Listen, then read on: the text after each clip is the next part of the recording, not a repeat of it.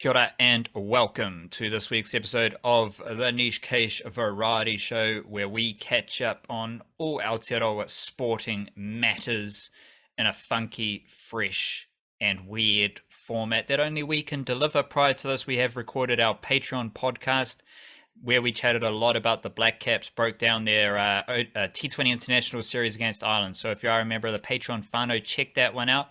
Otherwise, Patreon is a fantastic way to support the Niche Cache and all our content. And there's an extra cricketing podcast every week. Join up at patreon.com/our Niche Cache, EL Niche Cache. And also big up to our email banger. That's mandatory reading every Monday and Friday evening, thenichecache.substack.com. Enter your email address, sign up, and then that gets sent out to you every Monday and Friday evening. And all the Niche Cache content is part of that email, but also we serve up extra yarns touching on relevant current eventy types of Aotearoa sporting matters. The bread and butter, the meat and veg, is our website, theniche-cache.com, where we break down Aotearoa sporting matters. I've done a Kiwi-NRL spotlight on Griffin Niami, probably not pronounced Griffin Neem. Going to go with Niami for that one. He's doing his role for the North Queensland Cowboys. I've done little things about Finn Allen with the Blackcaps, Michael Bracewell with the Blackcaps as well. Wildcard's got his Flying Kiwis yarns coming up, breaking down the Aotearoa footballing presence in Denmark as well. So lots of reading and insights to be gained on our website, theniche-cache.com. Bookmark that, check that out on the daily. And there's many other ways to get your Niche Cache content via Patreon, via the email banger as well. So shout out to all those things. Dabble in whatever tickles your toes. Like, we don't care. It's up to you. Just find a spot to connect with the Niche Cache and our Aotearoa sporting content, because it's all about Aotearoa sporting excellence. Variety show podcast wildcard. We need a dose of mindfulness. In a non-drug addict way, inject us with your mindfulness. Okay. Non-drug addict way will dose up. Yeah. How about this from Ram Dass, who was certainly a big proponent of drug use, but certain types of drug use, dosages in particular, big LSD guy back in the day. Ram Dass said the universe is an example of love.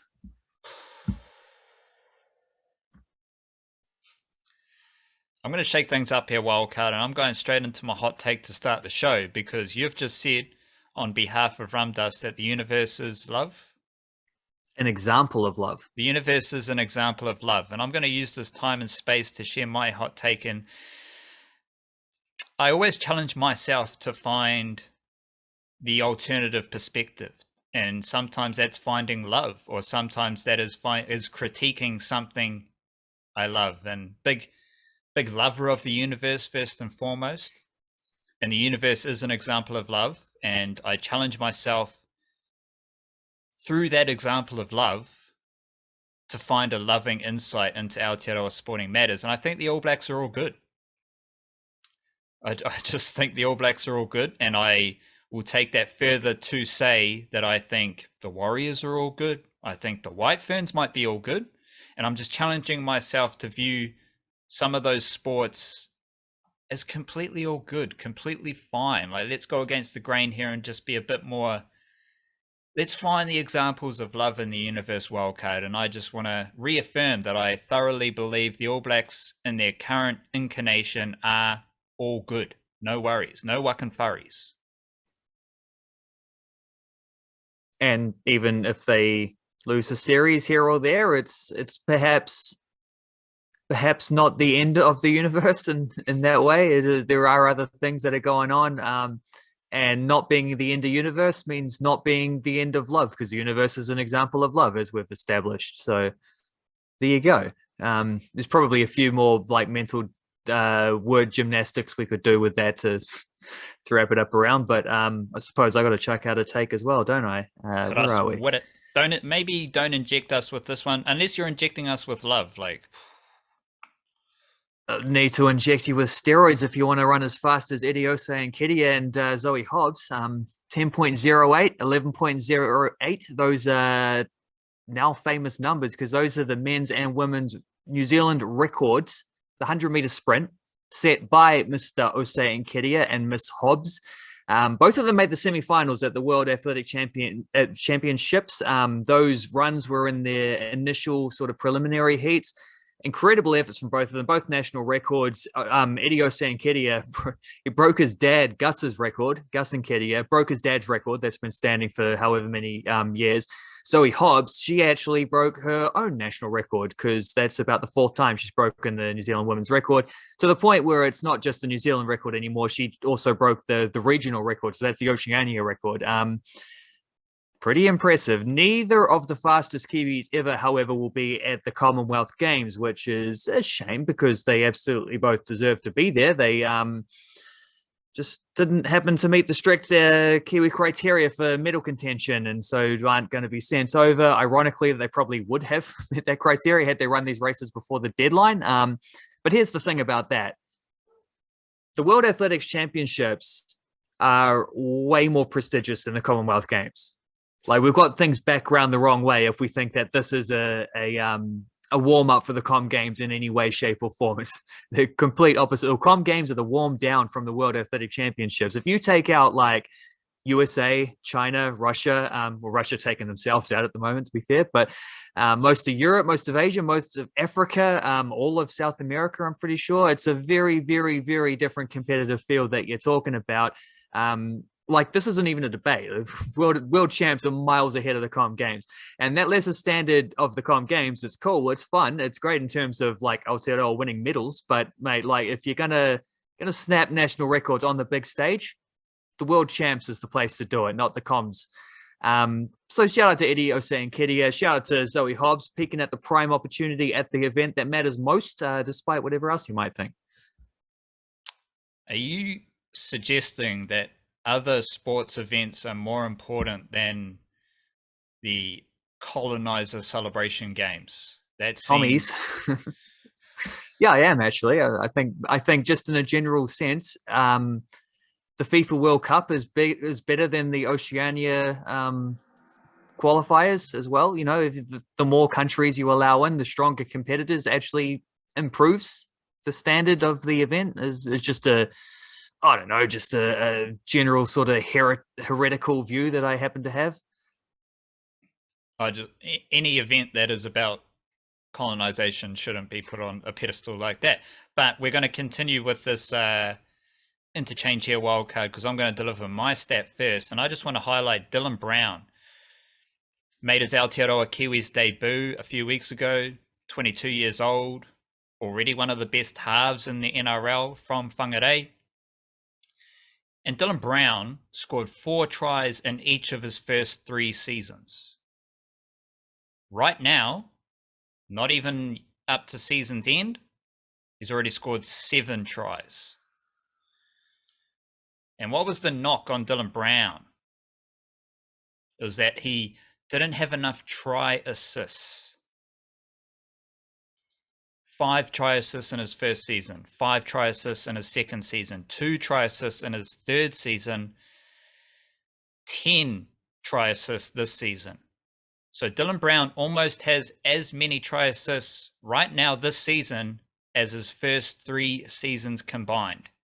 And he only needs 2 more to have more try assists than his first 3 seasons combined. So Dylan Brown might be in the midst of his best season or of his young NRL career. I didn't know he could keep getting better, but that's the Parramatta Eels. Kiwi-NRL development. Players just seem to get better at the Parramatta Eels, and that's exactly what Dylan Brown is doing. Just blowing his previous stats out of this realm or this universe where there is a lot of love, because the universe is an example of love. What's your stat for today, Wildcard? Well, you just laid out an example of a player on the up and up, getting better and better. I'm going to lay out an example of a player who has been at the peak of their performance for a long time and continues to be, which is Mr. Martin Guptill. Wonderful vintage ton from him in the third ODI against England, 115 of 126 balls, top scoring yet again in a Blackcaps victory, like he's done so many times before. 18th ODI Hundy, which I think is second only to the great Lieutenant Ross Taylor. So you seconded Ross Taylor, you're doing all right. Think back to the 2019 World Cup here for a second, where Martin Guptill scored 73 not out in a 10-wicket win over Sri Lanka in the first game of the tournament, and then pretty much pissed his pants the rest of the way, where he averaged 12.56 over the remaining 9 innings of that tournament with a top score of 35 in that time. Absolutely terrible. And at which point, bit of critique coming for him that maybe at the end of his career he's dipping a little bit. It was certainly rubbish from him at that tournament, but since then, in our admittedly slim ODI fixture list, he scored 32, 79, and 66 against India. He scored 40 against Australia, scored 38, 20, and 26 against Bangladesh, 2, 6, and then 106 against Netherlands, 51, 0, and 115 against Ireland. 581 runs at an average of 44.69 with 2 tons and 350s. Get in there, Marty Guptill. But what I actually want to talk about there is not so much the 115 or the total runs. I want to talk about the time he didn't score runs, the duck that he got in the second game against Ireland, because that was the first ball, opening delivery of the innings. Something that has happened before with Martin Guptill, if we're being honest, because that was the 16th time he has been dismissed for a duck as an ODI opener that ties Nathan Astle's New Zealand record and is 6th equal all time. Sanath Jayasuriya, 29 opening ducks in his career. He is number 1. It was the 7th golden duck of Martin Guptill's career. Jayasuriya also first on that stake with 8 golden ducks as an ODI opener. It was the 5th dismissal on the first ball of an inning. So golden duck for the first ball of the first over for Martin Guptill. 5th time he's done that. 2nd ever in the world. Chris Gale had 6 of them. So Guptill's coming close to breaking a few records for ducks there, but also do just want to point out that it comes with a territory, and those stats I laid out earlier are not separate from this. That's just what you get when a great batsman bats for as long as he has, facing the new ball every time he goes out. No dramas. Martin Guptill, Sanath Jayasuriya, Chris Gale, what do they all have in common? Legendary ODI openers. So, don't worry, no dramas about the ducks. Still a funky stat. Also, special mention, just a little postscript note, special mention to one duck that in particular that I noticed from that World Cup, where 2019 World Cup against West Indies, Guptill gets out to a first ball of the innings. Colin Munro later gets out to a first baller. Both openers dismissed for golden ducks, but then Kane Williamson came in at 3 and scored 148 to lead the Blackcaps to victory, as he does. Hard and fast, what is your earliest Martin Guptill memory? 100 on ODI debut, Eden Park. Think against the West Indies. My memory is him, it might have been Shoaib Akhtar, but it was definitely against Pakistan. And he just slapped the pull shot into one of I think it was the west stand at Eden Park. And I was like, bro, I don't think I've seen a New Zealand batter do that before. It was around that same time. Like, he came in scoring a lot of runs very early on in ridiculous fashion. And that's why he is known as the Gup. Deep in the Mangroves wildcard, just going to dive into this West Tigers Benji Marshall coaching situation. Tigers did have Michael Maguire, Kiwis coach, and unfortunately that didn't pan out. We all know the story. Now Tim Sheens is going to take over for 2 seasons with Benji Marshall and Robbie Farah as assistants, with then Benji Marshall taking over as coach, which keeps the Aotearoa thread there at the Tigers, because it kind of worked out all right. Like, heading into the World Cup, Michael Maguire can focus on Aotearoa Kiwis coaching, and if you brought in another coach, all the players, because I've highlighted many times the Kiwi-NRL recruitment of the Tigers, not necessarily recruiting players from Aotearoa, but definitely necessarily recruiting players from other NRL clubs who recruited players from Aotearoa. That was kind of under Michael Maguire's regime. He's gone, and now there's the Benji Marshall keeping the Aotearoa flavour alive, and most notably is Isaiah Papali'i. And we joked about Isaiah Papali'i. Should he stay at the Eels? Should he go to the Tigers? I think that was the last week. if Benji Marshall's involved, I think Papali'i, I'm all good with Papali'i going to the Tigers. They've got a connection from being at the Aotearoa Kiwis squads together, and I think Papali'i is a leader. He's full of mana, jam-packed with mana, and he can help set things up there at the Tigers with the direction that Benji Marshall wants to go. Also, narrow loss for the Tigers against the Panthers. James Fisher-Harris, another whangarei Kiwi-NRL player. Hokianga, Kiwi-NRL player. Northland Kiwi-NRL player is probably the best way of saying it. He scored the winning try. But the Tigers, just to help set up their Kiwi-NRL flavour, 4 of their 5 outside backs, all from Aotearoa.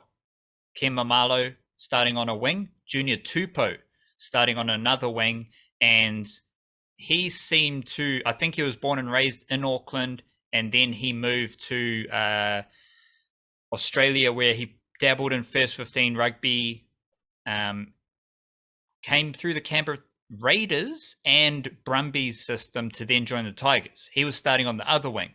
Then you had Stafford Toa and Asu Kepaoa starting at centres, and they played a lot of footy together in Auckland. So the 2 wingers and 2 centres for the Tigers against the Panthers are all from Auckland. Kalma Tuolangi is a fantastic player, but he's going to the Sea Eagles next season. So then you look deeper into the Tigers roster. We had Austin Diaz Tanifaro Jr. making his debut against the Warriors a few weeks ago. And you've got lads like Junior Ponga, Israel Ogden, Christian Ma'anaima, and Tuki Simpkins, who we mentioned is going down to the under-21s. He's still in the Tigers system. So there is a distinct Aotearoa flavour at the Tigers. Benji Marshall won't be the coach straight away. He's got to do his apprenticeship and figure some things out. But he is going to play a major role in establishing the culture, the mana of the Tigers, their tūranga waiwai moving forward. And that is going to involve a lot of discussions with players from Aotearoa, Pakeha, Māori, Samoan, Tongan, Cook Island, whoever, who all idolise Benji Marshall as a NRL player coming from Aotearoa. So I think it's fantastic for their culture right now within, but also ensuring that Papali'i gets to the Tigers and then other recruitment moves moving forward. I think Benji Marshall could be quite influential with his Kiwi-NRL connections. Might even, like, having Benji Marshall on a World Cup coaching staff might also be a good move, I reckon. Especially because Kiwis won the 2008 World Cup with a bit of Wayne Bennett flavour, right? Yeah, you brought in a different figure for the World Cup coaching campaign. I think Maguire knows Benji quite well. Benji Marshall wants to get into coaching. I think it's just a perfect alignment for him to help out the Aotearoa Kiwis win a World Cup later this year. Deep in your mangroves. Yeah, I do have a question about, to pose to you later on about Benji Marshall as a coach as well, but we'll save that for a bit till I've been through some mangroves. Snapped off another Jandal strap or two. I've been thinking about the Wellington Phoenix women's team, the Wahineks, the Sheenix. I've been thinking about them because they're beginning to put their squad together. And if you look at the men's team, the fellas, they're mostly all sorted with their squad, barring a couple of imports still to be signed, 1 to 2 more locals just for depth. Women are just getting started, though. They've the issue here as well is they don't really have any continuity in terms of like already signed up because their entire team was on 1-year deals for year 1. It's just kind of how it went. So everybody in that squad is up for grabs, and certainly more than a few of them put up strong cases for other A-League teams to be enticed about them, if not clubs from even further aboard. Well, the first thing they did a month or so back was they re-signed coach Gemma Lewis. So there's a good start. And then about a week ago, Mackenzie Barry signed on for year 2. First player to agree to come back. And just the other day, Alyssa Wynnum did the same. And what's really interesting about Alyssa Wynnum's case is that she signed on 2-year contracts. So she is the first player in club history, team history anyway, to have signed a multi-year contract with the Wellington Phoenix wahine team. They have lost Grace Jale, though. And Grace Jale, it's disappointing on the field that they haven't been able to retain her, who's gone and signed with Canberra United. But off the field, can't help but be extremely excited about this all the same, because whilst he's a key player, the top scorer from year one who has left, if one Kiwi leaves, another Kiwi is going to be promoted to be signed in her place. So we're not losing like women's professionals in this country. We're gaining one by that, because Jale's just gone to an Australian team to expand the pool out further. In fact, we're actually gaining two, because Grace Jale has done some outstanding agent work, doing like some undercover Flying Kiwis stuff by getting Canberra United to also at the same time sign her partner, Rebecca Burrows, a former Kiwi international, the youth international anyway, played under 17s, played under 20s, and has been playing NPL level with Jale over in Australia most recently. She hasn't played professionally before, so that's another Kiwi getting chucked up into the professional realms. That's beautiful, but not at the Phoenix. So back to the topic at hand. It is going to be much tougher for them to recruit Australians this time around, just because you can't be like, well, we're living in Sydney. So the same thing the Warriors are figuring out with guys like Matt Lodge. You're like, well, actually, if you're not, I don't know, I think I'll just stay in. Well, he's not staying in Brisbane, is he? He's moving to Sydney, but he's cutting the difference. Will be tougher to convince Australian professionals to come, especially if they're targeting young players like they did last time. Just trickier in general to convince Australians to move to Wellington. Dual nationals probably even more of a priority in that case. They did sign one last year, Brianna Edwards, who was on their roster as one of the Australian players, but is probably going to the under-20 World Cup representing New Zealand next month. So that's the ideal situation, is sign Australians who are actually New Zealanders. That under-20 World Cup is likely to have a very large Wellington Phoenix contingent as well. It's going to be a strong team. I'm actually really excited to see how that goes. I can't wait till the squad's named so I can sort of, break that down a bit more. So I think they've got a chance to do quite well there at that under-20 World Cup, which also means one more shop window for foreign pro teams to get a look at some of these unsigned Wellington Phoenix players. So will the Knicks be as developmental in sort of their strategies in season 2? They do have a bit more room to be competitive. This is one of the things I've also been wondering. Like they're not scrambling together to put a team when everyone else is already done. They're going to have a full preseason. They're going to be based in Wellington like they're supposed to be, Will they sort of sign a few more experienced players, a few older players and stuff to try, or are they going to try keep the developmental, we're the club that brings Kiwis into professional football kind of idea? We'll see how that goes. I mean, these are all things we'll find out in due course, basically. And I suspect we will see a procession of, especially Kiwi signings over the next couple of weeks as some of these contracts things start to align. I think because we've seen Barry, because we've seen Wynnum both given contracts, I think this is probably the start of a more like a bit of a rollout. But yeah, 2 down, 16 to go. We'll see what that squad looks like year 2.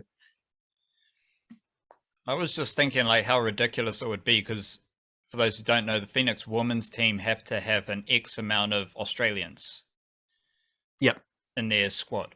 Yeah, 7 out of 18 players. The equivalent of that is if the Warriors had to have X amount of Australians in their squad, or the Breakers had to have X amount, or the Wellington Phoenix men had to have a certain number of Australians just to compete in the Australian League.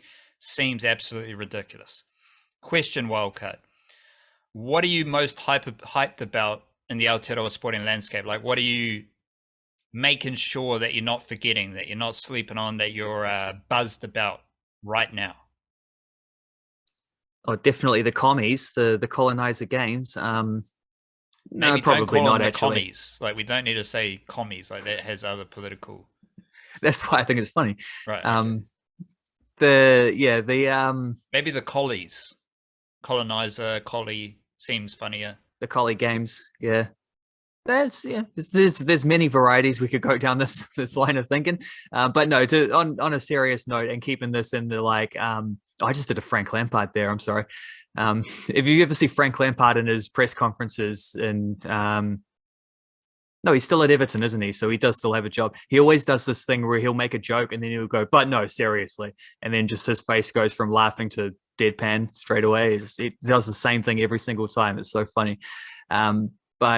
But no, seriously, I'm going to say that the most exciting thing for me, just based on the stuff that I cover, and it's a weird one because it's not really consequential in terms of results and stuff, but preseason European football right now, it's pretty funky.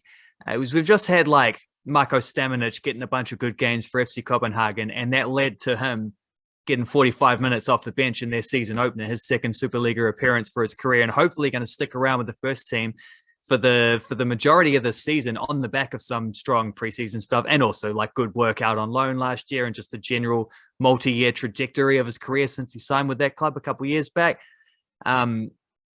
That's beautiful. He could play he could play Champions League football this season. That's a legit thing that might happen. Like, it's as likely as not. It's a toss a coin, 50-50, whether he plays Champions League based on how things are gone.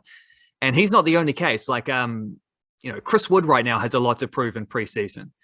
So far Newcastle haven't signed a new striker, which is cool because the other striker is Callum Wilson, who was ahead of Wood on the pecking order, was there before Wood got there. So fair enough. But is also injury prone. So Wood's going to get plenty of opportunities to play instead of him. Hopefully quite a few to play alongside him as well, because I really want to see what that combination looks like. But he's so far getting good minutes in preseason for Newcastle. I think Matt Garbutt's a really exciting one too, because he's finished up. He's too old for the under-19 team in Torino now. Could be the second guy to play Serie A football for as a New Zealander after Libby Kakache became the first a year ago. He got a dozen odd minutes off the bench in their first preseason game, and they've got about 5 more to go. So that's going to be definitely what I'm focusing on. Alex Grieve looked quite sharp in preseason footy and has started their first 2 for St Mirren and Scotland, started their first 2 League Cup games. So that's good to see as well, like staying in that first 11, even after they've signed a couple other forwards to pad things out. Like, lots of situations like this, and it all ties into as well the transfer market and players who are still available. And a lot of the women's seasons are going to be coming back into preseason very quickly as well. They start a little bit later than the men's season, but all of this is pretty enticing right now because it's the kind of flying Kiwi stuff where I have to dig beneath the surface a little bit. It's not the obvious. Chris Wood played in the Premier League today and everyone's aware of it. It's sort of like, no one knows the stuff if I don't report it. And so that's good fun as well on a professional level. Speaking of professional levels, I did suggest that I was going to talk about Benji Marshall's, ask you about Benji Marshall's latest professional development. The angle I have on this is based on hearing a few like interviews with him talking as the future, not current, but future, 2 years down the track, bonkers way of doing things, but whatever. West Tigers coach. I kind of got some Brendan McCullum vibes about what he was saying and some of the things he was focusing on and the sort of cultures he's looking to create in that team. I want to know if you think there is a chance that Benji Marshall could have the same impact on the West Tigers as a coach a couple years down the line, or potentially as an assistant next year, who knows. Similar impact to what Brendan McCullum has had as the England cricket test coach. Yes. And I'd add that, like, there's a lot of these type of coaches. Billy Slater's doing a good job with Queensland. Like, just because you weren't coaching before doesn't mean you're going to be a bad coach. Like, I think we can kind of assess that general narrative now that we've got other examples of people who weren't coaches before and they are now doing a very good job as official Steve coaches. Kerr in the NBA with the Golden State Warriors. Oh, there you go. Deep cut. So I think that is a trend that we are seeing, and we might just need to adjust how we, like, a more middle-aged bloke idea of, no, well, he doesn't know how to coach. He hasn't been a coach. He hasn't done this. He hasn't done that. Like, it's all good.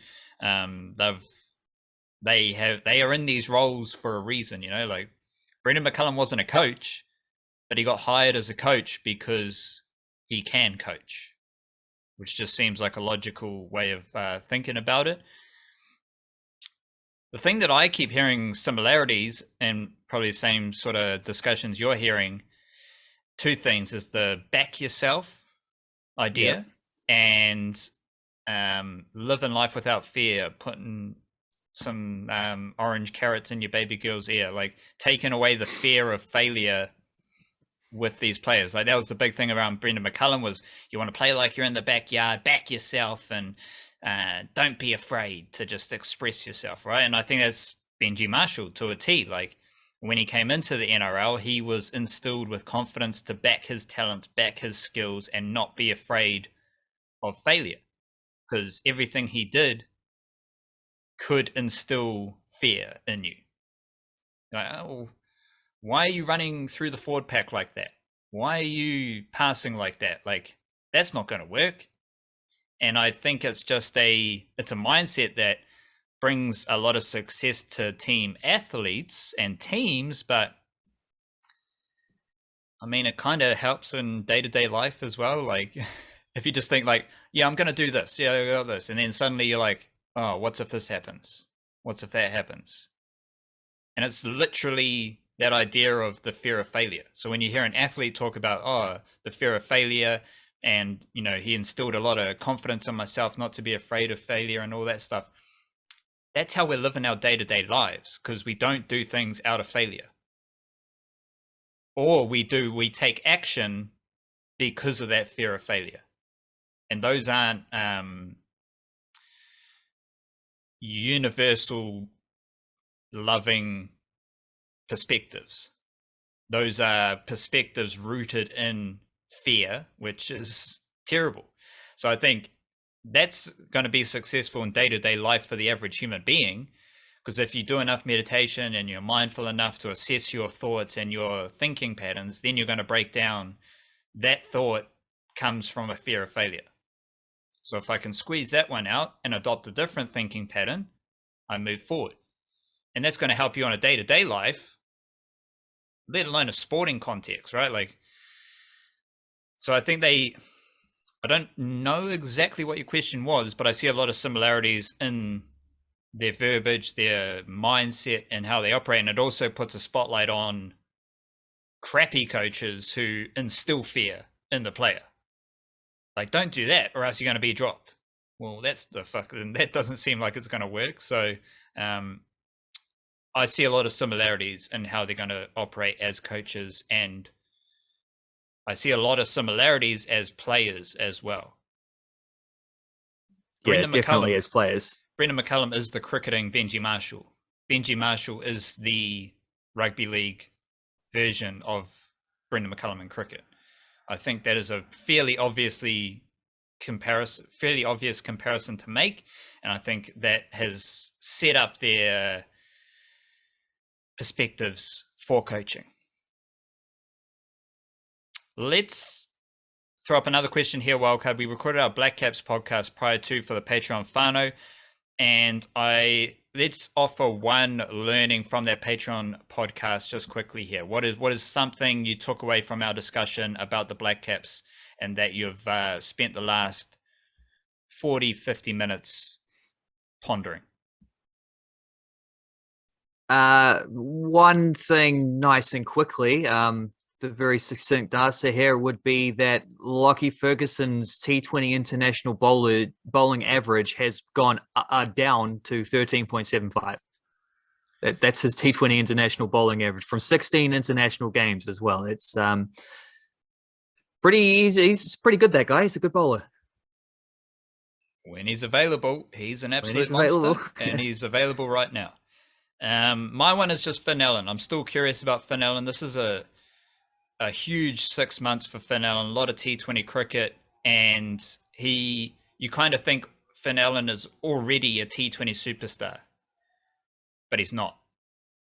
He still has to do some more things at higher levels to really solidify himself as a first 11 Blackcaps T20 player for starters, but then also a global T20 slugger of high repute. And I'm just pondering a lot about him. Just didn't score runs in the first T20 game, and I'm still fascinated by him over this next phase of T20 cricket. Musical jam here, Wildcard. Just want to throw up 3 songs that are part of albums. A lot of Joey Badass buzz right now. He's got a new album coming up, 2000. Fresh song. Zip Codes dropped a few days ago. A couple weeks ago, I think I shared my just a bit off hip hop, and then Joey Badass just come out with all sorts of music. So like now I'm just hyped for Joey Badass music, and also a bit of Mayhem Loren as well. He dropped a new song, Broken Rubber Band, and he's got an album. The Joey Badass album drops in a few days, July 22nd, and then Mayhem Loren's album is Black Vladimir, and that drops next month. But he's got a new song, Broken Rubber Bands, which is some pretty cool hip hop. And of course, we have one Steve Lacy. Interesting musician. I don't specifically know what type of music it is, but it's very fresh and funky and mellow and sultry and just weird as well. He's got an album, Gemini Rights. So check that one out. Steve Lacy, Steve Lacy, and his new album, Gemini Rights. Lots of videos, lots of singles to explore as well. Perfect, probably Sunday Arvo music, I'd say. Just a mellow Sunday Arvo. Your musical jam. Yeah, I really dug the Steve Lacy track that was in our latest weekly playlist. So I'm relatively pumped to check out the full album as well and never listen to that one, because I think that one might be quite a talent. I listened to the Ubogo album that I mentioned last week. I said I wanted to listen to it because it was produced by Ty Segall, and then I did listen to it. It sounds a lot like something that was produced by Ty Segall, and it's great. Like, it's great, just sort of like modern garage rocky type stuff. Like I don't know how to describe it any deeper. There's a little bit of variety with the songs, but it's good. It's good stuff. It's a good album. I really liked it. Ty Segall's own next album comes out, I think at the end of this week. I think it's in a couple of days as well there. So that one's bound to be outstanding. Singles have been great, so the album's going to be great because everything that dude does is great. Bieber Doobie new album as well. I'll check that one on too. More of an indie rock thing there. Looking forward to listening to that. And then also third singles from the upcoming releases for both Marlon Williams and the Best. So a couple Kiwi talents there, and it's like at this point 3 singles deep. Just give us the album, please. Like, I can only be so patient. You know what I mean? Like, just let's hear the whole lot. Let's not do the drip feed thing. 3 singles is enough. I think Marlon's out in 2 weeks. I think they're both early August, but I'm not 100% on that. It might be sooner. Hopefully, it's sooner. If we're building a top 3 Aotearoa musical acts right now, the Best and Marlon Williams feel top 3. Certainly, once those albums come out, I think there'll be a strong case. Who fills out that third spot for you right now? I don't know. I think you got to look at someone who's had like 3 or 4 projects that have been at a high caliber, like both those two as well, in recent times. So Aldous Harding would be a thing. Troy Kingi might be another one. Troy Kingi must be due something else. I know he did he put out a Te Reo translation of one of his earlier albums, but he still hasn't done his latest. Like, he does an album every year of his different genre each time. He hasn't done the latest one of that for 2022, so still waiting on that one. He might be busy. Aldous Harding put out an album earlier in the year, which was great as well. So something like that, maybe. So might need to be a top 5 then. Like, maybe we need to Troy expand Kingi it and out. Aldous Harding. We might have to ask Marlon Williams and the Best to fight it out over their next album. Let's just top 4. The top 4. The Aotearoa music. Mid-July. The thing is, if I think about it too long, I'll come up with plenty more that I could, You probably deliver some fucking bird musician from the depths of the Aotearoa jungles that you found as well. Well, to be fair, that sounds great. So I might go looking for one of them. That is the Niche Cache Variety Show. We'll be back on Thursday with another episode of the Niche Cast. Otherwise, just enjoy the show, enjoy the content, and enjoy yourself. Raise your mana, kia kaha, stay beautiful, chit-chir.